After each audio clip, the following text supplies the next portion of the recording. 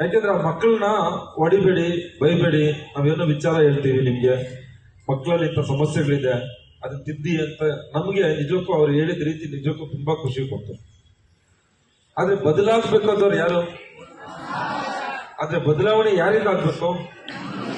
ನಿಮ್ಮಿಂದ ಬದಲಾವಣೆ ಆಗಲಿ ಅಂತೇಳಿ ಅವರು ಒಂದ್ 2 ನಿಮಿಷ ನಾನು ಮಾತಾಡ್ತೀನಿ ಅಂತೇಳಿ ಸತ್ಯನಾರಾಯಣ್ ಮತ್ತು ಸೋಮಶೇಖರ್ ಸರ್ ಅವರು ಮತ್ತು ಅವ್ರ ಟೀಮ್ ನಮ್ಮ ಶಾಲೆಗೆ ಬಂದಿದ್ದಾರೆ. ಅವರಿಗೆ ನಿಮ್ಮೆಲ್ಲರ ಪರವಾಗಿ ಆತ್ಮೀಯ ಸ್ವಾಗತವನ್ನು ಕೊಡ್ತಾರೆ.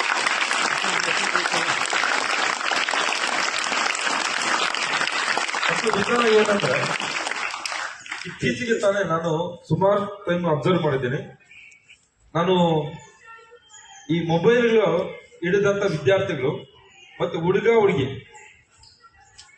ಯಶಸ್ವಿಯಾಗಿ ರೈಲ್ವೆ ಟ್ರ್ಯಾಕ್ ಮತ್ತು ರೈಲ್ವೆ ಸ್ಟೇಷನ್ಗಳು ಮತ್ತು ರೈಲ್ವೆ ಟ್ರ್ಯಾಕ್ ಅಲ್ಲಿ ಆ ಕಡೆ ಈ ಕಡೆ ಕೂತಿರೋದನ್ನ ಜಾಸ್ತಿ ಜನ ಅಬ್ಸರ್ವ್ ಮಾಡ್ತಾರೆ.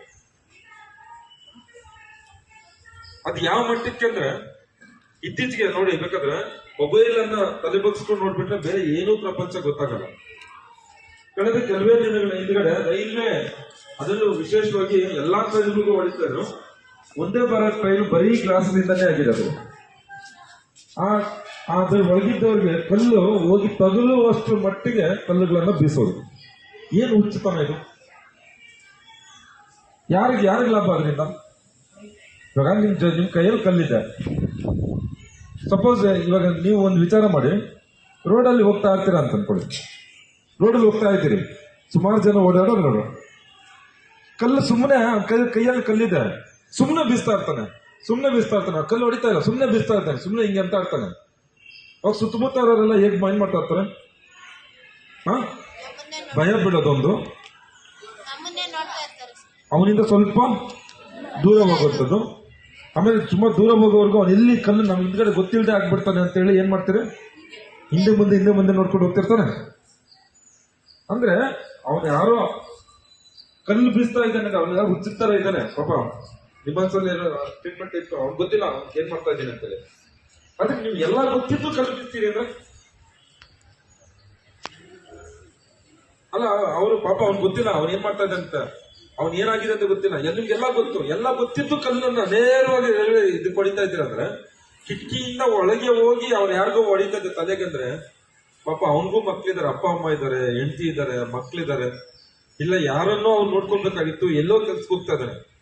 ಅವನು ಇಮಿಡಿಯೇಟ್ ಆಗಿ ಕಲ್ಲಿಗೆ ಅವನ ಪ್ರಾಣನೇ ಹೋಗ್ಬಿಟ್ರೆ, ಅದು ಅವ್ನ ಕಣ್ಣೋಗ್ಬಿಟ್ರೆ, ಅವನ ತಲೆಗೇನ ಬಿದ್ದು ಅವ್ನ ಬ್ರೈನ್ ಹಾಳಾಗ್ಬಿಟ್ರೆ ನೀವೇನು ಮಾಡ್ತೀರಿ?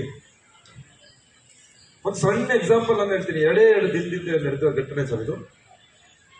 ಚಿಕ್ಕನಹಳ್ಳಿ ಅಂತ, ಈ ತೊರ್ನಹಳ್ಳಿಯಿಂದ ಮುಂದಕ್ಕೆ ಹೋದ್ರೆ ಚಿಕ್ಕನಹಳ್ಳಿ ಗೇಟ್ ಇದೆ ಹೈವೇಲಿ. ಇಲ್ಲಿ ಹೊಸಹಳ್ಳಿ ಇದೆ, ಅಗ್ರಾಟ. BCom ಫೈನಲ್ ಇಯರ್ ಓದ್ತಾ ಇರುವಂತ ಹುಡುಗ, BCom ನಿಮ್ಮ ನಡೆದಿದ್ದು ಗೊತ್ತಾಯ್ತಲ್ಲ, BCom ಫೈನಲ್ ಇಯರ್ ಓದ್ತಾ ಇದ್ದಂತ ಹುಡುಗ, ಆಗಿದ್ದು ನಿಜ ತಾನೆ?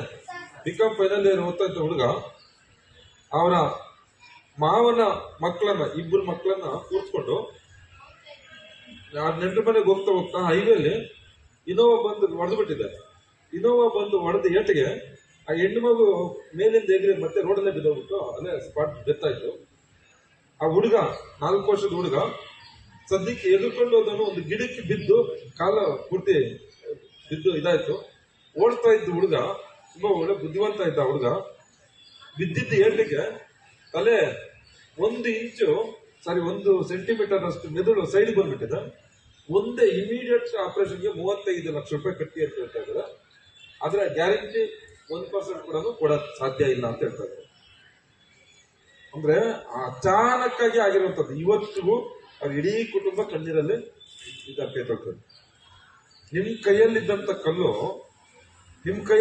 ಕಲ್ಲು, ಆ ಕಲ್ಲನ್ನು ಬಿಸಿರಿ ಯಾರದ್ದೋ ಫ್ಯಾಮಿಲಿಯನ್ನು ಹಾಳು ಮಾಡ್ತೀರಲ್ಲ ನೀವು, ಓಡ್ ಬಂದ್ಬಿಡ್ತೀರಿ. ಏನು ಆಗಿಲ್ಲ ನಿಮ್ಮ ಅಪ್ಪ ಅಮ್ಮನ ಹತ್ರನೂ ಹೇಳಲ್ಲ. ಬೆಳಗ್ಗೆಯಿಂದ ಸಂಜೆವರೆಗೂ ಕಲ್ಲು ಹೊಡೆದಿದ್ದೀರಾ ಅಂದ್ರೆ ಎಂತ ಬುದ್ಧಿವಂತರು ಇರ್ಬೋದು ಅಂತ ನಮ್ಗೆ ನಾಚಿಕೆ ಆಗ್ತದೆ. ಹೇಳ್ಕೊಳಕ್ಕೆ ನಾಚಿಕೆ ಆಗ್ತದೆ.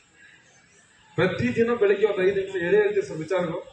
ಆದ್ರೂ ಕೂಡ ಇಂಥದ್ದೇ ಪರಿಸ್ಥಿತಿಯಲ್ಲಿ ಇದ್ದೀರಿ ಅಂದ್ರೆ ನಿಜವಾಗ್ಲೂ ನಿಮ್ಗೆ ಆ ಪರಿಸ್ಥಿತಿ ನಿಮ್ಮಾನ್ಸಲ್ಲಿ ಇರುವಂತ ಪರಿಸ್ಥಿತಿ ಬಂದಿದ್ಯಾ? ಅದಕ್ಕೆ ಸತ್ಯನಾರಾಯಣ್ ಸರ್ ಅವರು ನಮ್ಮ ಜೊತೆಲಿದ್ದಾರೆ. ಅವ್ರ ಜೊತೆ ಒಂದು 2 ನಿಮಿಷ ಆ ಗಂಭೀರ ಪ್ರಕರಣದ ಬಗ್ಗೆ ಹೇಳ್ತಾರೆ. ಸ್ವಲ್ಪ ವಿಚಾರ ಮಾಡಿ. ಕೇಳಿಸ್ಕೊಳ್ಳಿ, ನಿಮ್ ಬೆರಳುಗಳಲ್ಲಿ ಏನೂ ಇಲ್ಲ ಇನ್ನೂ. ಆ ಬೆರಳುಗಳಲ್ಲಿ ಕಿತ್ಕೊಂಡು ತಿನ್ನುವಂಥದ್ದೇನಿಲ್ಲ. ಆ ಬೆರಳೇ ನೋಡ್ತಾ ಇರ್ತೀರಿ ನೋಡಿ, ಅಲ್ಲಿ ಬೇಕಾದ್ರೆ ನೋಡು, ಆ ಬೆರಳೇ ನೋಡ್ತಾ ಇರೋದು. ಎಲ್ಲಿಂದನೋ ಬಂದಿರೋದು, ನೀವು ಬೆರಳು ನೋಡ್ಕೊಂಡಿರೋದಕ್ಕೆ ನೋಡು.